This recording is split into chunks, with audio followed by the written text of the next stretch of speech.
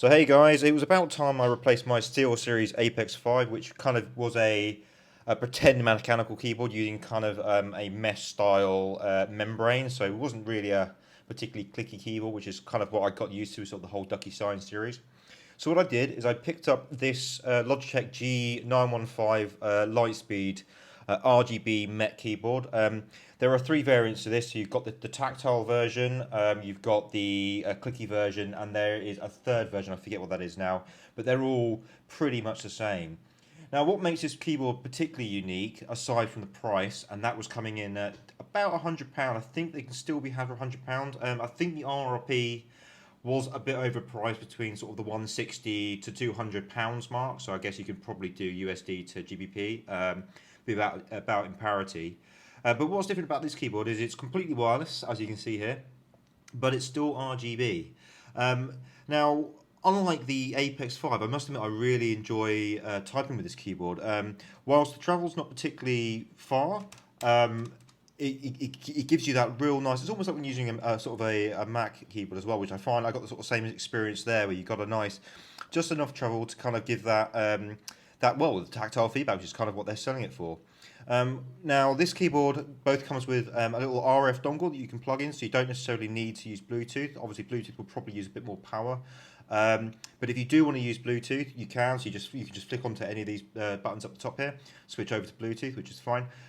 It's called the all-important, and I really do like these. Just having a tactile volume switch. Just if you someone calls you up, you can quickly bang it straight into mute. Perfect.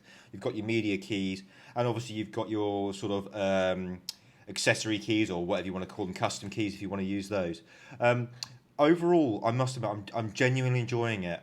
Now, battery life wise, having spoken to some of the other guys who've owned this particular keyboard before, they're saying that they're getting up to a week out of it without any problems so far. This is my second, no, this will be my third day of running this keyboard. It is not shown any signs of running out or otherwise. You can if you want to get a bit more battery life, you can adjust the brightness on here if you choose to. You can sort of change the animations. I haven't tried the software yet. I suspect it's much like a lot of other keyboards where you can, if you choose to reprogram it, you can do. But that's down to choice really. What will happen is if you leave the keyboard to idle, the lights will go off, which is kind of what you'd expect.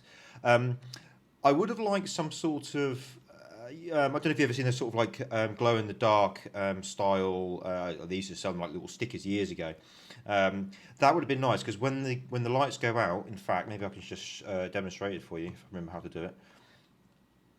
Okay, I'm a touch typist, so I could probably still guess where all the keys are, but at night that becomes a quick first glance. That becomes a little bit tricky to see what key you're hitting. But it's no hardship just to hit control or something, and it will fire up to life. I've got this hooked straight into the primary keyboard USB slot, so if I put the computer into standby, bang, I can just bring it back alive again. It picks up straight away, so no problem at all. So at its current price point of £100, unfortunately, the retail I bought it from, which was Currys, which is a digital retailer in the UK, they've now upped the price from 100 to 160, but it looks like Amazon price matched and can still be had for 100. At that price point, I would say it's a definite buy. I haven't really had to go with gaming, like the gaming side of it. I think it does have a gaming mode, which might explain the little joypad here. To sort of bring down your latency. I suspect for hardcore gamers, you'd be better for the wired solution. You can, if you wish, to use this as a wired solution. There is a mini USB port on the back that you can plug in. But I haven't personally tried it yet. I plan to use this as sort of an everyday keyboard for coding, general chit chat, all the rest of it.